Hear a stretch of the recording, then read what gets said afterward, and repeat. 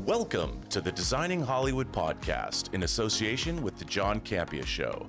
I am your host, Robert Meyer Burnett. The Designing Hollywood podcast show is dedicated to all things movies, the movie industry, and its talented professionals. Today's episode is sponsored by Universal Studios Costume House. Today's special guest is a costume designer best known for her work on Bullet Train, Netflix's Hollywood, for which she earned a Primetime Emmy nomination in the category of Outstanding Period Costumes, FX's American Horror Story Cult, for which she earned a CDG Award, a nomination in the category of Outstanding Contemporary Television Series, which, by the way, I love that season of American Horror Story. And, of course, The Fast and the Furious presents Hobbs Shaw. Upcoming, her work will be seen in Universal Pictures' summer blockbuster, The Fall Guy, starring Ryan Gosling and Emily Blunt. This action-packed film, which pays homage to the stunt team and creatives behind the camera, will be released in theaters on May 3rd. Without further ado, it is our great pleasure to introduce costume designer Sarah Evelyn to the Designing Hollywood show. Sarah, welcome. Thank you so much. I'm so happy to be here. It is great to have you. I have to say, while I have not seen The Fall Guy yet, I was telling you we saw a great big presentation for it a year ago at CinemaCon, and with each subsequent trailer, I get more and more excited about this movie. It looks to be like one of the most entertaining films of the beginning of the summer movie season, and what a cast. Actually, between Hobbs Shaw, Bullet Train, this American Horror Story, you have worked with some really great people in a pretty short period of time. I would say that rise is pretty meteoric for you. Are you having a good time? Yes, for sure. Yes. It's been amazing to work. I mean, I've worked with all sorts of, incredible artists, both like in front of the camera and behind, and I think a lot of that is because somehow I started working with Lou Eyrick in the Ryan Murphy world, which is like just amazing quality production all the way around, terrific actors, like incredible production designers and costume teams. And then I met David Leitch and Kelly McCormick, and I got to do Hobbs and Shaw and Bullet Train and The Fall Guy with them. And both of those are really, like, both of these teams that I feel like are really incredible collaborators. Like, it's really an amazing environment for a creative. Well, it seems that way. And also, those three movies, beginning with Hobbs and Shaw, are so much fun to watch. Yeah. And it looks like it must have been infectious, that whole, especially Bullet Train, with Yeah. all the cameos and everything going on. And I mean, it just looks like you had the best time in the world. And what I loved about all three of those movies, actually, is the clothes. Yeah. The clothes were as much a part of the design as the production design of the film. Are you working closely? You talked about how collaborative it was in terms of the cinematographer and the production design work. Are you part of that process? Because your work in particular lately really stands out in terms of being a part of the overall design of these films. I mean, first of all, thank you so much. That means a lot that you say that. And I feel like that's always in some ways the goal. Yes, like um especially working with David Leitch. This is a team I've worked with now. This is the third time. So yes, we've developed, relationships and some sort of a shorthand, and I think we really understand how each other works. And also, I think we all understand how David works. And the thing about David, the director, David Leitch, Mm-hmm. he really truly is in love with Hollywood, with the process, with the storytelling. And he has this saying, like, the best idea wins. So honestly, it's about getting to the best idea, whoever has it, and then driving really hard to make that happen. Right. Well, you can see that. I mean, especially Bullet Train, the color design of the film. I mean, obviously, a lot of it was shot on stage, which was amazing, but you didn't.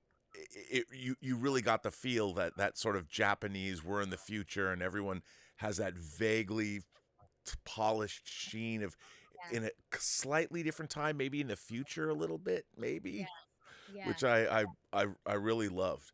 Well, Yeah. so before you got to these films, Yeah. take us back And how did you find yourself getting into costume design? I mean, it was definitely a long journey. I think that I had always known, I mean, really a long and windy journey. There was a part of me that always knew I wanted to do something with clothing. When I was little, I used to wake up super early, like before nursery school, and like dress myself for like 2 hours in all Christmas costumes. I was like very into bonnets. But somehow by the time I got to college, I felt like it wasn't, I don't know, I had like some, young person thoughts like it wasn't serious enough and I needed to do something more serious and more academic and more rigorous, and ended up actually going into art conservation. Oh, Um, wow. yeah, and going to grad school for that, which I dropped out of, but I did do 1 year of grad school.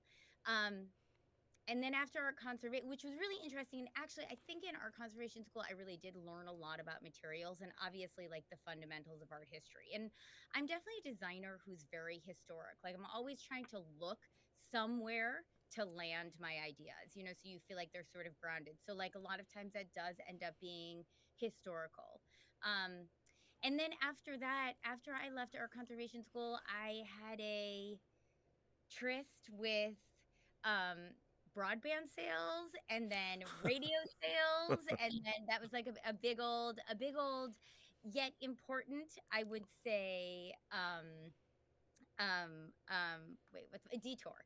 And in some ways I think sales was really important because what's not sales? Right. And in some ways, I think I never could have been a costume designer unless I'd done all those other things. Like, I don't think I ever could have been in this field as a young person. Like, it's just way too exciting and stimulating. I definitely would have gotten wildly distracted. So, a series of life events occurred. I had a kid. I had a reason to kind of like reflect and sort of say, what do I want to do now? Mm, And I had a conversation with a mentor of mine, and we were talking about what I wanted to do, and I started the conversation. Well, I mean, I've always wanted to be a costume designer, and I'm going on, and she's like, but what? Like, why couldn't you? And I right. was, okay, that's a fair question. Like, when you say that out loud, why couldn't I? And I started like interning when you could still intern on a Okay. Okay. Wait. I got to back you up on this one. So, lots of people decide, like, hey, well, why don't you go be a doctor? Why don't you go? So now you've made this revelation. You've said it out loud. How do you go from broadband sales and what you were doing, reflecting? You can't just decide to pick up and be like, I'm going to go work in Hollywood as a costume designer because Right, someone said I should. right. How'd you do it? How'd you get that internship? Well, one thing about doing broadband sales and then radio sales, which is even more gnarly, Right. you really like know how to sell. And part of selling is like finding openings. So, and being really like having a lot of perseverance. Sure. So, But how did you like I'm curious about yeah, how, because I too started out as like a PA. yeah, How did you initially, because for people, this is I've never talked to somebody who did exactly what you've done. yeah. So And by from, the way, I was also 37. wow. I So, was 37 and I had a baby. Hmm. so what did you, I mean, now you got the sales down, but Yeah. where did you first go to look? Did you have I anybody, industry contacts that pointed you in a direction?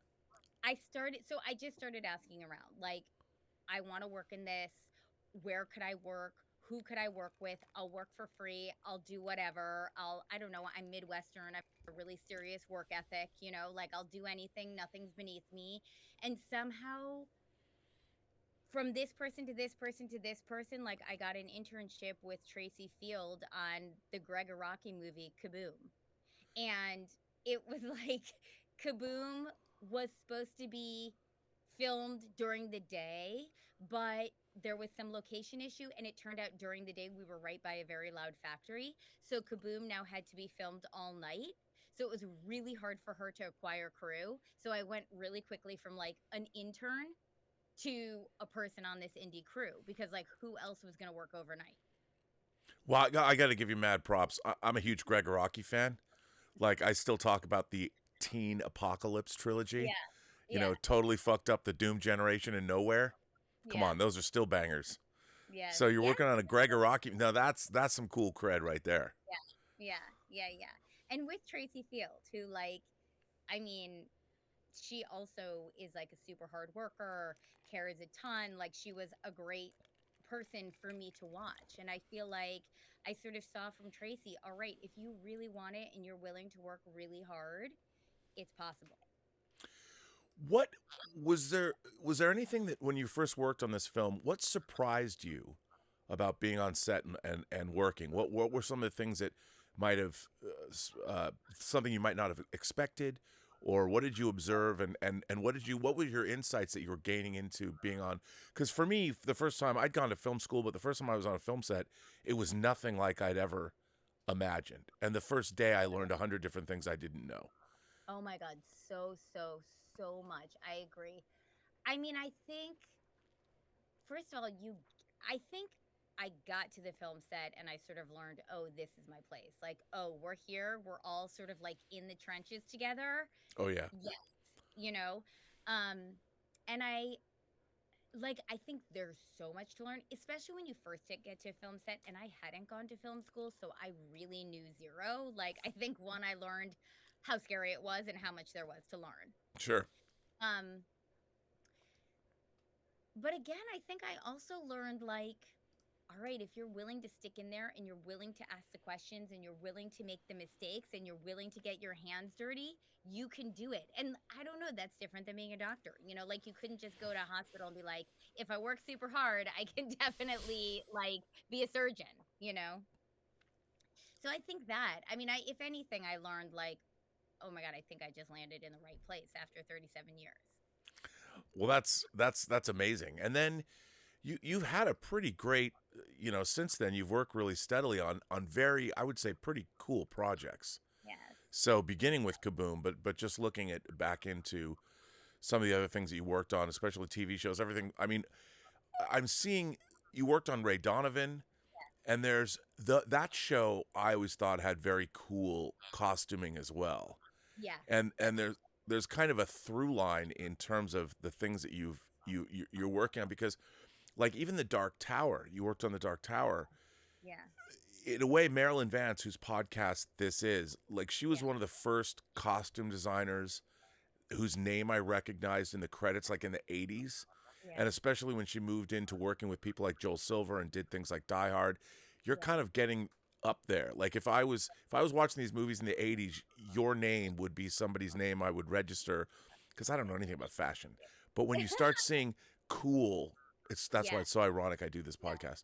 It's Yeah. so cool to see, like, between Hobbs and Shaw, Yeah. Bullet Train, and now what I've seen of Fall Guy, you have a style.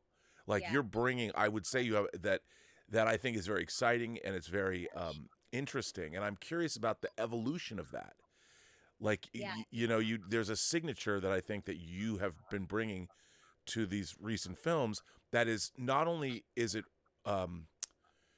it's recognizable. Like I could Yeah. probably point, if somebody showed me these movies and didn't tell me who designed the costumes, I'd be like, I think Sir Evelyn might have done these. Now, how did that happen? That's what I'm really curious about.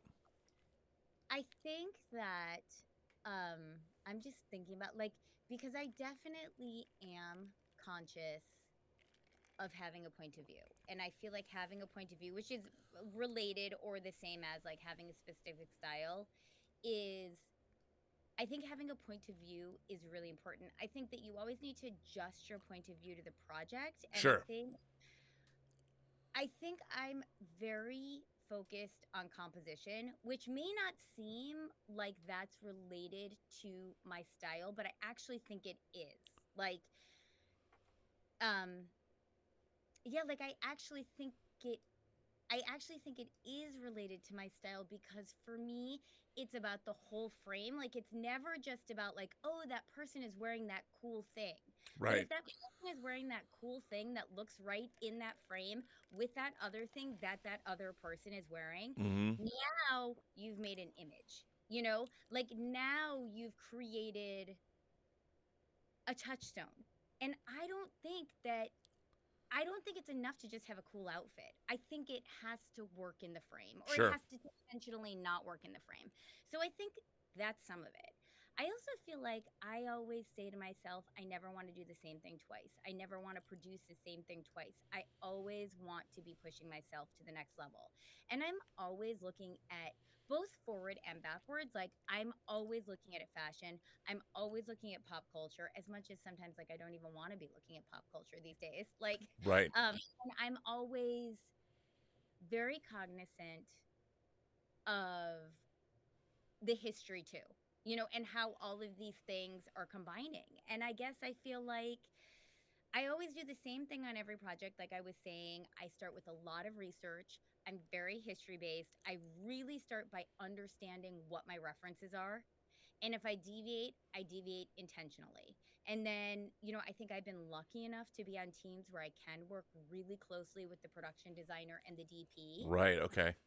And now you're really starting to talk about something that becomes almost editorial in the way that it's compositionally oriented. Right.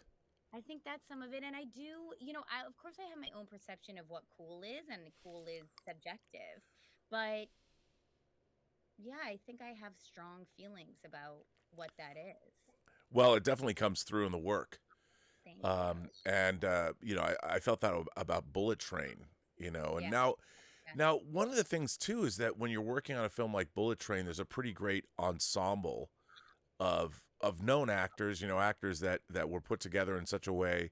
I mean, even with Hobbs and Shaw, Yeah. having Hobbs and Shaw, Jason Yeah. Statham, and having Dwayne Yeah. the Rock Johnson together. In a movie like that, I'm curious, how do you differentiate when you approach the two characters in that film? Yeah. Obviously, they have different physicalities, different body types. Where did you begin in terms of defining their identities as characters for you? Right. Because obviously, you wanted to always. How did that work? In terms of Um, pitting them against one another, clothing wise. I always start like making up a backstory in my head. If there isn't a backstory that someone's told me, and a lot of times on these very, very big projects, like no one's really written necessarily the backstory, and it's something that like David and Kelly and and I and the actors work out. But generally on those projects, it starts with me coming up with a backstory because I'm like, I'm going to come up with a backstory and you can edit me. So then Right. I really, really, I take anything from the script I can, and then I really think about it. And in my own mind, I flesh it out. And then I think about what the clothing choices would have been. So and I always do that, like even with background, like when we're dressing background, I'm always like, okay, I feel like this person was a businessman, but he like came from Minnesota, but he's really into New York City and he's like really trying to make it, but like he kind of feels like a fraud inside. Like, I don't know. That's the way it all happens. On the David projects, it really is like, so I start like that and I'll bring it to David. And then David will edit. And then we'll kind of go through and push it to the point where we feel like it's good. And then of course there's this point where you present it to the studio. But then sometimes before, sometimes after, then the actor gets involved. And Sure. actors, like most of the people I work with, are very big collaborators. Like this is costumes is like huge in terms of who they are, who their Mm, character is. And so Dave and I get somewhere, and then the actor comes on board, and there's a whole new kind of reworking of the character. And I feel very dedicated to that process. Like I never feel like that's annoying. Sometimes you're like, I really wish I had more time to make this happen, but I don't know. I'm always like, it's the pressure that makes the diamond. But I feel like I keep committing, I keep recommitting till the idea is. And that's really how we get there. I think that with Joanne and Jason, those were already really those like with Hobbs and Shaw, those were already characters that had been established. So I sure. could look at their prior characters, right? And like Jason Statham is very sooty and he wanted to be very sooty, and Dwayne is very not sooty. So that like wasn't so hard. Interesting. Yeah. But like, let's say in Bullet Train, for example, you know, like Lemon and Tangerine. Okay, they had to be twins, but they also had to be different, you Right. know? And so that's more of a case of and there weren't necessarily like prior costume direction for them. So that really was, and there was a little bit of backstory, but we really had to enhance it. And that's a bit more of a case of like, okay, I'm making the case that I feel like, okay, I remember with Aaron Taylor Johnson, and both of those guys are amazing. Like both those actors are amazing and amazing collaborators in different ways, but equally like freaking wonderful. And with Aaron Taylor Johnson, I remember like I was pitching him like, oh, I feel like maybe you'd be wearing what was it? Like I was like a tartan plaid suit, you know? And he was like, I feel like it's not tartan plaid because I just had a movie where I wore this and this and this. So then like we came up with pinstripe, you know? And ultimately, like first it was gonna be brown pinstripe, but then we couldn't find any brown, gorgeous brown pinstripe fabric. So then we went to blue pinstripe, you know? So it's like you kind of come up with these ideas and then you adjust and adjust and adjust and pivot and pivot and pivot and sort of come up But with that's really, I mean, a that's really cool. And he looked great in the movie. oh god, I, when doesn't look great, but yes. I'm a huge fan of his. And I'm a huge, I just want to go on record and say, if he does get the role of James Bond, I'm all for it. He'd be a great James Bond. He'd be an incredible James Bond. Yeah. He's he is like he's a real favorite. Oh, he's amazing. So, you know, the Fall Guy, I don't think that we could see a career, an actor's career at where it's at right now, as we have Ryan Gosling in a full-on comic book, summer action thriller, all the way back to Lee Major's TV show in the 80s. I mean, it's like tailor-made for Ryan Gosling coming off of Barbie. Everyone loves Ryan Gosling. I mean, everybody loves Ryan. I don't think there's anyone, and he's already done from Blade Runner 2049 to what, The Notebook. You know, I mean, the guy's done everything, and now he's Ken. He's got that Kenergy taking him sailing. So tell me about the evolution of, when did you first hear that David Leitch was going to do The Fall Guy? And what did you think about that? I'm just thinking to myself, when exactly did that happen? Well, I had been on Griselda, and I feel like I got a call from Kelly McCormick, the producer, and sometime I feel like in March. And whenever the call comes in, you're sort of going kind of quickly. At first, it was going to not be filmed in Australia, it was going to be filmed somewhere else, and then it sort of turned to Australia. And you know what? I read the script and I thought to myself, this feels like a David Leitch movie, and it feels like an important movie to make, because what I really loved about the script was, you know, I don't know, in this environment of like superhero movies and movies where everything is like to 100 and there's not that much reality, I really, really loved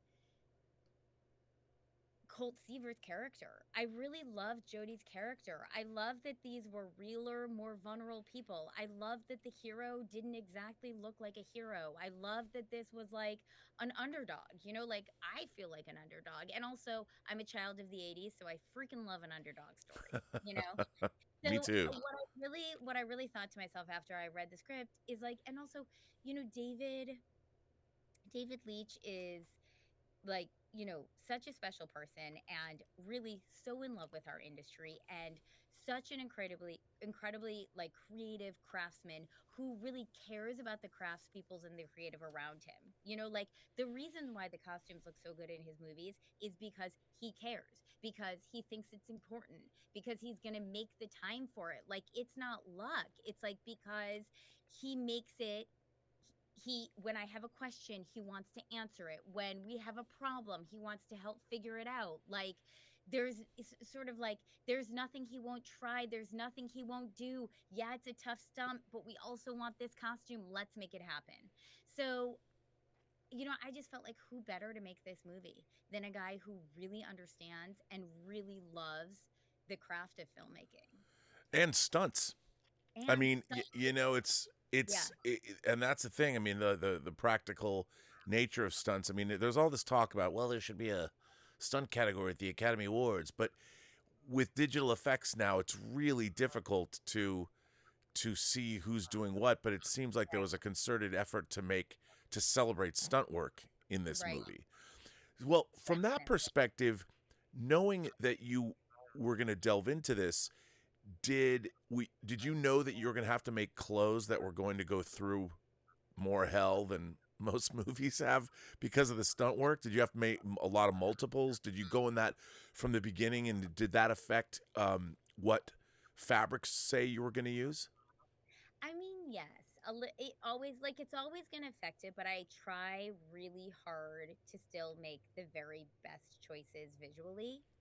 And I'll also say, like, Australians are very daring. Like, we made we made Ryan's space cowboy costume from gold lame, and then we lit that on fire. Like, like that. Wow. It's yes, amazing.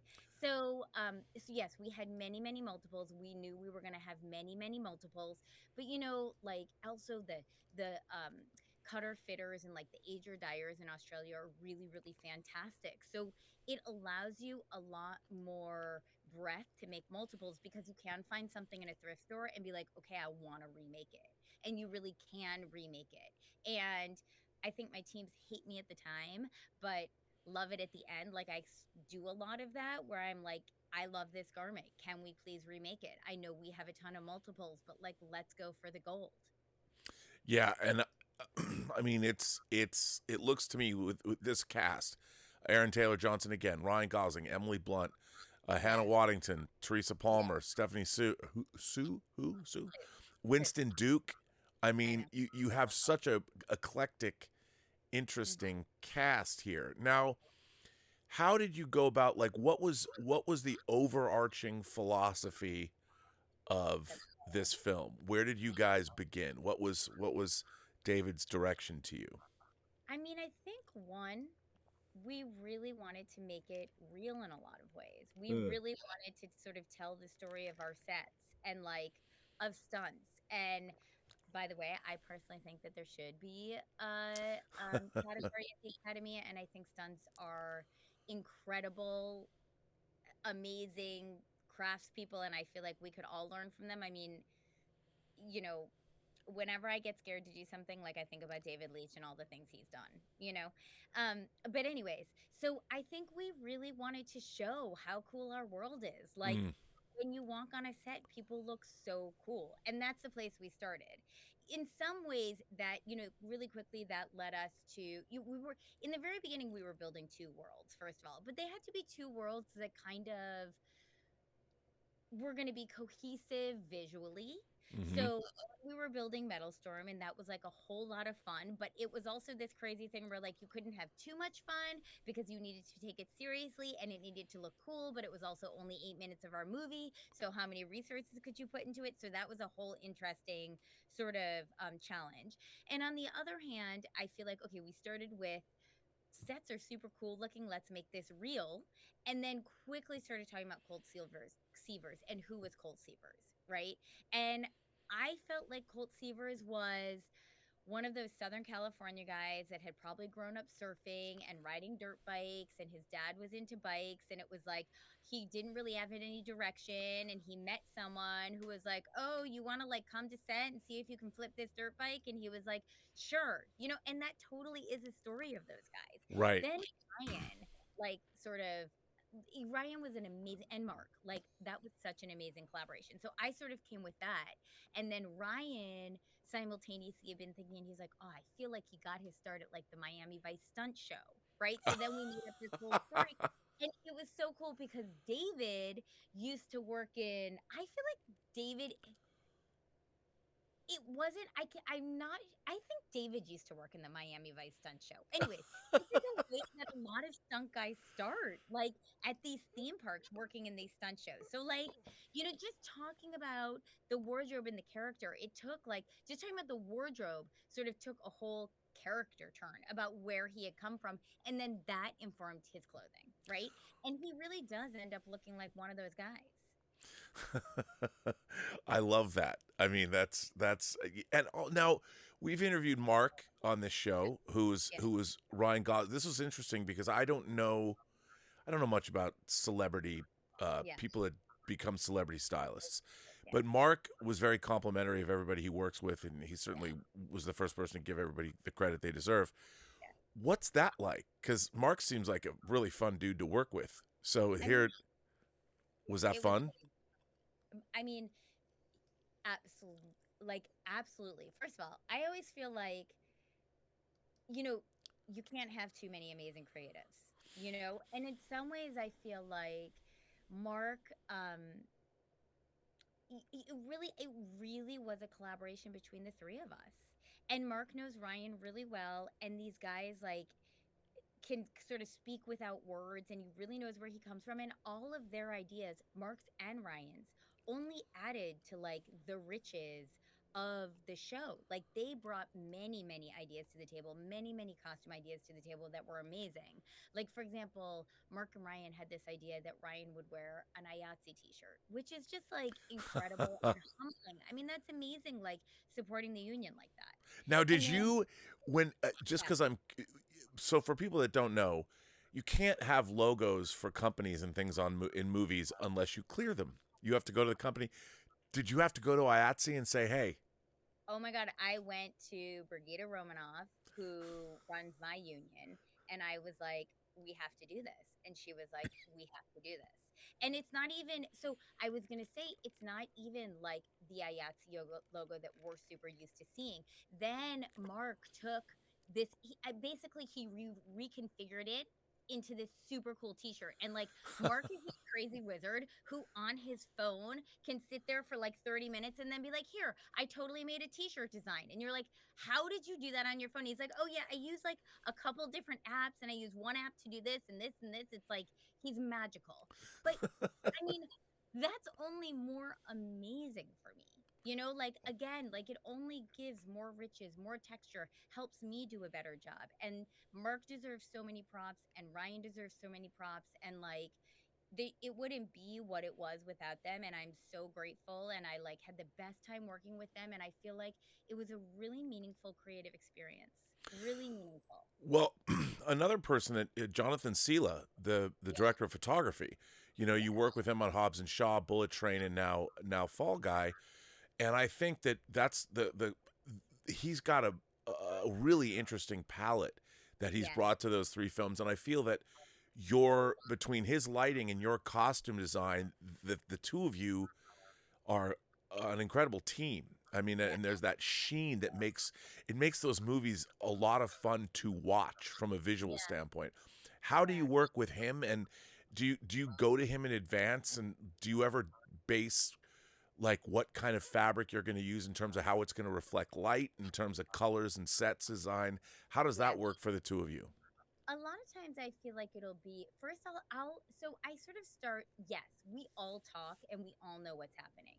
I mean, one thing about Sella is he I feel like he can light anything. Like there's nothing I've ever come to him with that he's like, no, I can't handle that. It's always like, I'm gonna figure out how to do it. I almost feel like in a way what happens is like he's always down for the most creative thing, whatever works, whatever's right. And then that's going to be his constraint that he leans into and makes like creative choices. So I mean, I'm not saying I force his creative choices, but I just think Jonathan has this way of working where he's, sort of always problem solving, and it's his really quick instinctual problem solving to everything in front of his camera that creates this beauty, like but so I really start out working more with David Schuneman, who's a production designer, and we Mm, talk a lot about like what colors are you using, what's the environment like,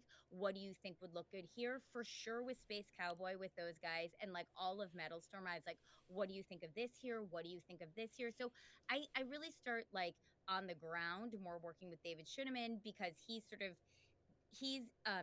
developing the same kind of stuff at the same time I'm developing it. And then I feel like we're always making a deck, we're always keeping Sella in the loop, and it's like by the time Sella's hitting the ground running, he sort of knows what the tools he has to work with are, and then it's kind of like and then he turns his cameras on and turns it into like a Sella show, you know? yeah, But I yeah, mean, there's a lot of, and also like also David and Kelly, like there is a really great communication throughout the whole team, and hair sure. and makeup too. Like Shane Thompson, who was the department head on that, was like amazing. Another person that is on along with Ryan, your other star, Emily Blunt. I'm a huge Emily Blunt fan because Me too. she's done so much great stuff. She's gone from science fiction movies like Edge of Tomorrow to an action film like Sicario, and then she recreates Mary Poppins. I know. So I mean, she can do anything. And Yes. and she seems, I love watching her, like whether she's on the Graham Norton show or something. She just seems like she's awesome. Yes. And what's it like? I mean, obviously, dressing men and dressing women can be different. Yes. Yes. Um, Yes. and you've got Hannah Waddingham, and Hannah Waddingham is, I mean, she's also kind of somebody we're seeing on the rise and all that. And Yes. so, how did you approach the female characters? I mean, we're talking about Bullet Train, but now you've got this a great bunch, great gaggle of actresses here. Yes. How did you Yes. approach them? So, sort of similar to Ryan, one, Emily Blunt is my queen and totally amazing, as is Hannah. Um, so let me see. I'm just trying to think how people got cast. Like, I feel like Ryan was on first, so we got somewhere with him, and we sort of had this, that we laid in that piece. And then I think Emily got cast, but I feel like she was somewhere, and I couldn't quite see her till a little bit later. But I made mood boards, Right. and um, How sent important are those for you? I personally think mood boards are super important because words mean all sorts of different things to people, but I feel like visuals can be more grounding, Mm, especially when you're talking about clothing. So I made mood boards and I sent them. And of course, Emily, who is like the consummate professional, came with all her ideas. So, really, in a lot of ways, we started talking about female directors. And, a lot of that started with like Greta Gerwig and Sofia Coppola. So, we sort of talked about this strong, effortless, kind of like unconscious style of these kinds of women and went from there and meets how you dress on set, right. because anyone who's been on set sees all these amazing. I woke up at 5 in the morning. I had to go out to the desert. Yeah. I need to wear a pair of boots. It's going to be sunny out, but it's really cold in the morning. Like these amazing homeless or hipster outfits all day long. And like there were a couple that Emily literally referenced. Like one time when I was on set, I saw this person wearing, and likewise. So that was like a super, super fun collaboration. And we went back and forth with the mood boards. And she, again, is a great collaborator, like, which is a dream. Like, I think that costumes work so much better when it's teased out between a number of people, Right. you know? Right. So yeah, so then we started, and then we got, and then you get in your fitting, and it's like, and then you find the magic, right? Because you might have thought something was going to be amazing, but then you put it on, and you're like, okay, I don't see the character here. But, and we actually started with that pink jumpsuit she was wearing, I think. Oh no, we started with a white jumpsuit, but we put on a white jumpsuit, and we put a Hawaiian shirt under it, which I think was her idea. And I feel like we were like, okay, we see the character, and we kind of went from there, you know? Nice. I Yeah, love that. Now, what about your villains, the bad guys? the bad guys. Now, Bad guys. again, when I first talked to Marilyn Vance, whose podcast this is, I Mhm. always reference. I said, there were no Euro trash terrorists before you dressed them in Die Hard, and Right, you gave them a look, and you had a right, multi-ethnic band of terrorists. You got right, everybody covered, and they all looked great right. because I think villains have to look great.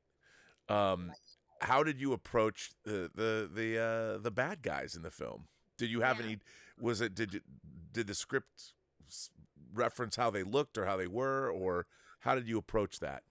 Not the script didn't really reference it from what I can remember. Like bad guys are really important. I mean, everyone's really important, but like David Leitch loves a bad guy Right. and like how to make them look bad. Um, some of that is always going to be like when they're cast. But I think that we decided that it would have been guys that were like, there is this there you've always got like certain military special, not always, but like on Sure. military movies, you have those military specialists or you have those military adjacent people who are like on set. So we kind of decided maybe they would be, a bit mercenary, a bit military adjacent. And then as they got cast, I feel like it was really a lot easier to make each of them a character, you Right. know? Sure. So like that. Do you have are there go-to fabrics for villains? Do you put them in, like, if they're going to wear a suit, they'd wear more of a reflective material, or a shiny material, or do you go to linen? Like, how do I you think do you all have a the do you have a villain philosophy for Do I have a costuming? villain philosophy? I think not exactly, but I think that villains are a place that you can almost go harder fashion wise. Sure, right. Like instead of a shiny suit, like I feel like I'd want to do something that was instead of a shiny cheesy suit, I'd Yeah, want to do something that was more fashion. Like right. what's happening to Balenciaga or like what crazy gold rim sunglasses. I definitely am always trying. Like I do feel like the villains are like just as important as your main Oh characters. yeah, totally. And a real place to like spread your wings. Yeah. Yeah, I don't know. I think I have a villain, maybe fabric per movie, but I don't just have a general villain fabric. Like, Yeah, your little sure. villain is like going to be in the desert. I mean, it's funny because I always go back to Maryland because in Die Hard, you have Hans Gruber, the main character, mentions John Phillips London, Savile Yes, Row, bespoke yes, suits, yes, and there's a, yes, there's a whole scene, yeah, and yes, then when he says, "I have two like it myself," and yes. that was I think the only time a villain told an audience like where to go buy a suit, No, and he totally. looked incredible in that movie. So you're Yes, like, okay, yes, and yes, and so I've always found that villains I'm more keenly aware of what they're wearing. yes, It's for like I want to sure. get that. Yeah. It's, Yeah, yeah, it's, yeah. No, definitely. so what about the other the female characters in the movie? Because Mhm. having it's hard because I haven't seen the film, so I don't Right. know like Hannah Waddingham's character compared to Emily Blunt's character. Yes. So Emily Blunt is definitely more, let's just say Greta Gerwig. And also, like, I don't know, I feel like Emily was a little bit of her on set. Emily was a little bit of me on set, just like you throw it on and you look amazing. Right, Hannah Waddingham was like a big producer, and actually, she could not come fit until very last minute, and that's always really difficult because right, her character needed to look totally amazing. And our first fitting, actually, we did this fitting out in Cornell, which is like this crazy place where they filmed Mad Max, and it was like sand was whipping around and there was all this dust and we're trying to like fit her in this really nice clothing and this like really teeny weeny little trailer, and I'm like, oh god, this is like so hard. She's so lovely though and she looks great and everything, but our first fitting, I think we kind of felt like this isn't quite it. This isn't quite it. So whenever that happens with like fittings or anything else creative that's going down with like Kelly and David, kind of like everyone gets involved, right? So like, all right, so Kelly and I now are going to work like, okay, what can we do? What can we figure out for her? Also with Shane Thomas, like hair and makeup, we're sort of like, okay, what do we feel like needs to happen for her? And actually at that moment we decided she needed to have some Kelly McCormick vibes. So by the way, we should say that Kelly McCormick is a producer on the movie. yes, yes, So yes, exactly. Kelly she's McCormick is a producer on the movie. She's a producer and she's definitely David's creative producer and she's like very involved with all of these decisions and mm, and everything that's happening. So yeah, so we decided that she needed to have some like Kelly McCormick, our producer vibes. I love it. And so we really quickly kind of feel like Kelly was like, oh, maybe she's wearing like a jean jacket under that blazer. And not a jean jacket, a jean shirt under that blazer, because that's like something I would do. And we tried that, and then I feel like we were like, okay, there is a character. Now we've got it, and it sort of like gave us direction. Yeah. I think it was Shane Thomas who started the petition of like Hannah Waddingham's character needs to have some Kelly McCormick, our producer, in it. I love that the art imitates life, imitates art. Oh I my love god, that vibe. beyond. Were you based in Sydney when you were making this? We were based in Sydney. Were you at Yeah. Fox? Were you at the Fox? No, we were supposed to be at Fox, but then somehow we got like bounced out of Fox and we were at, oh my god, where were we? We were far out by Olympic Park. I can't believe it. I Mm. like blocked it out. Yeah, I worked on a film at Fox for a year Yeah, in Fox is Sydney. supposed to be so nice. It was a beautiful Yeah, place. Sorry, I yeah. didn't get to be there, but Me but too. no, it was. But I Yeah, mean, I love like you already pointed out, the Australian crews are great. It's great to be. they're amazing. And working in Sydney was awesome, and it was really, really busy when we were there, actually. So like everything was full, you know. Wow. Well, that's good. Good to hear. Yeah, yeah. So the when you have, and this there's a lot of people in this movie because you had to dress a whole film crew that was making the Yes, film. So you yes, have a film crew making a movie about a film crew, yes. which That was so fun. And also, a lot of times it's like, well, our crew would just end up in the shots, sure, you of know? course. Like, why wouldn't they? Like, you don't. Hmm. Yeah, Did people yeah. did anybody have to join the union? Do you have to get like people who had waivers or something for dialogue because you can hear them in the background? That would be amazing. Yeah, you can't say anything. Don't say because then you're an extra, and then you're a Right, featured extra. You're in trouble right. now. Um, Totally. okay, well now this is interesting. Now that you bring this up, did you have to make sure that your crew was dressed differently from the crew in the movie? Was there, did you just not care? Was it kind of, it could be the No, same? we were definitely like, I was like, please let it be the same. Like our crew, our real crew on our movie dresses so super cool. Like literally, we would be taking pictures of people on set. So when we were dressing our BG, we'd be like, dress him like that guy. You know, like I would be looking at people being like, please dress that background like that guy. He looks so cool. Like dudes look so cool on set. They're all sweaty with their belts. You But know? also, like, they've got the great red ring, low shorts, good t-shirt, hat, sunglasses vibe, you know? Yeah. What see, were you shooting this in the summer in Australia? Was it what? No, yes, we were shooting it in the Australian summer. Right, which is opposite to ours. When I started prep, it was very, very, very, very, very rainy, like wildly rainy, like more rainy than it ever been in Australia, you know? But then ultimately when we were shooting, it was mostly summer, yeah. Nice. Oh, that's okay. It was really amazing. It was really amazing. Now, for the now let's get into how, since there's so many stunts in the movie, Yes. how did you deal with that? Did you have to make, was there special clothing that you had to Yeah. make because there were so many stunts? What did, and was that something, I mean, I guess, both Bullet Train and Hobbs and Shaw are also full of stunts. David Yeah. Leitch, that's why they hire him. But I would Yeah. imagine that from what I've seen, this movie looks like it was enormous in terms of its scale and Yeah. scope in terms of the costumes. How did Yeah. that affect what you were doing? Well, one other thing is Chris O'Hara, who was the stunt coordinator I've worked with a couple times, and he's really close with David too. Like he's part of the group. So Chris O'Hara and I talk a lot, which is really amazing because of course I never want to compromise the stunts with clothing, and I never want the clothing to be compromised by stunts. Like I want the Mm, best stunt and I want the best clothing. So we're always sort of talking about what we can do. I mean, one awesome thing was that a lot of people doing the stunts were supposed to be stuntmen, you right. know, and stuntmen generally dress super cool.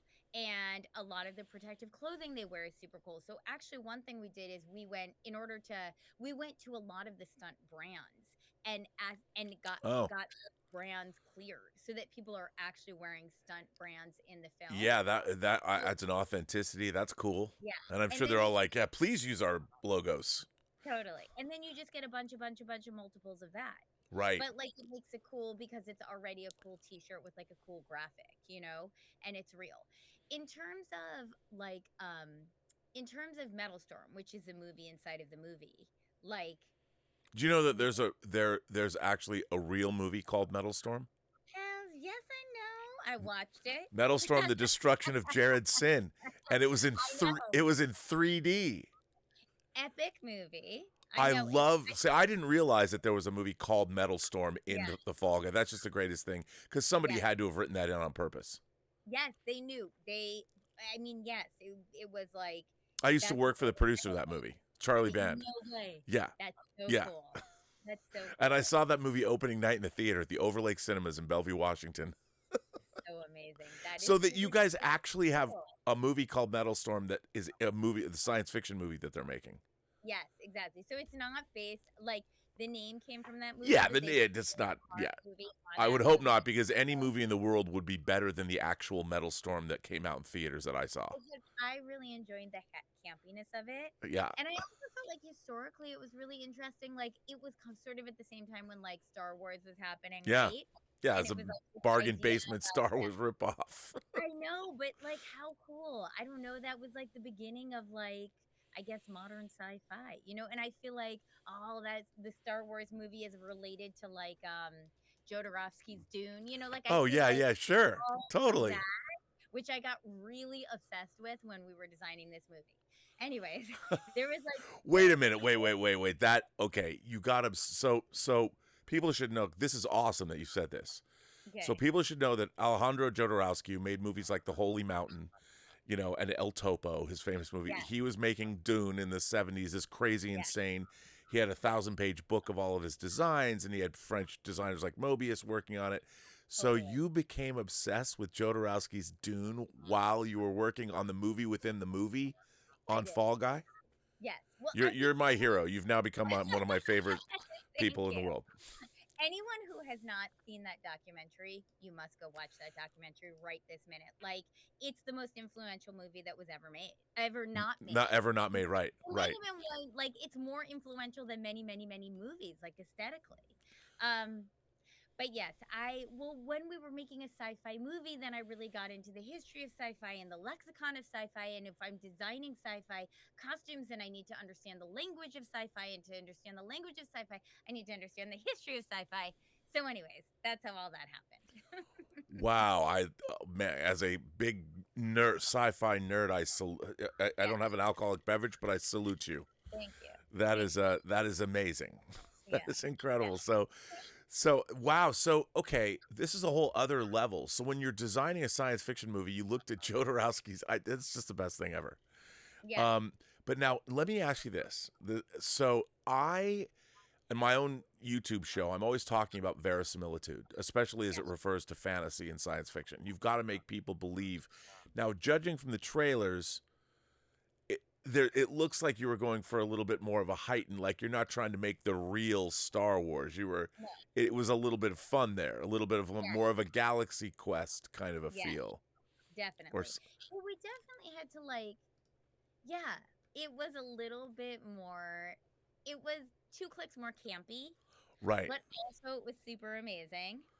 And also, I'm very excited about the timeliness of our Space Cowboy when like Cowboy Carter was released. Clearly, Beyonce and I are on the same page, just creatively, mentally. We're in the same creative cloud. So yes, ours was definitely pushed a little further, mm, but not that much further. Like I right. feel like footage definitely looks cool, and I really hope that we're gonna make our Metal Storm. And I kind of hope it's going to be a rock opera. Just saying, an action movie rock opera. The thing is, so Charlie Band, who directed the original Metal Yeah, Storm, you could probably get him to do that. amazing. He would do. I'll send him I'll send him Let's your do way. it. Can we Yeah, please? I mean Yeah, that really would good. be it would be amazing. Yeah, So I'm really looking forward to seeing this movie. Now I had no idea. I'm now doing this interview with you. I'm now more excited than ever to see the Fall Guy because I didn't realize that there's a science fiction movie within. I mean, I thought it yeah, was just a bunch of different movies. I didn't realize this yeah, is great. yeah. Jodie's directing this big science fiction like action film. Yeah. Wow. Yeah, So, wow. Okay. This is just right up my alley. Well, yeah, this is amazing. So everybody, the Fall Guy. I yeah, can't wait to see it, and your work. I can't wait to see that either. It's fantastic. But since we don't have that much time left, I got to ask you. So go see the yeah, Fall Guy, everybody. yeah, yeah. Universal Studios Costume Department is sponsoring this episode of Designing Hollywood, and so go see it. But now let me ask you this. Mm, Obviously, there's a lot of other people, and a lot of people watch this that might want to get into the business. I hear from a lot of up and coming budding designers. mhm. What advice can you give to anybody that might want to follow in your footsteps? Not that you need the competition, but No, no. Oh well, my God, I'm happy. I think more is more. Like, and I'm so happy to support anyone who wants to get into this. I really just think what I really, really think my advice would be end of day is really try and just focus just on the project. Like, there's a lot of static at work. There's a lot of static, like in our business. There's a lot right, of like excitement. There's a lot of you're overtired, whatever. Just really always being in service of the project and trying to put everything else aside and make sure that everything you're doing is about making the best product. But like when I say that, I also mean that in the very, very beginning. Like Sure. if you want to get into this, get on a project. Don't worry about how quick you're advancing. Just make sure that what you're doing every single day, you're doing the best you can, you're learning the most you can, and you're just in service of the project itself, you know? And I just think that, I don't know, for me, that's been my North Star.